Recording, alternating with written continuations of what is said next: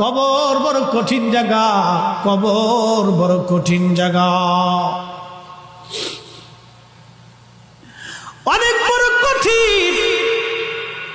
এই কবরখানা দেখে উসমান গনি জিন্নুরাইন কবরের পাশে দাঁড়ায় দাঁড়ায় থরথর থরথর করে কাঁপতেন। সাহাবা একরাম বলেন, আমিরুল মুমিনিন, আল্লাহ আপনাকে 2 নূরের অধিকারী বানিয়েছেন, দুনিয়ার থেকে জান্নাতের সার্টিফিকেট পেয়েছেন, তারপরেও কেন কবর দেখে দেখে আপনি কাঁদেন? উসমান গনি বলতেন, সাহাবীরা রে, আমি আমার মাশূকের জবান থেকে শুনেছি এই কবর হলো প্রথম ঘাঁটি, এই কবর প্রথম ঘাঁটি।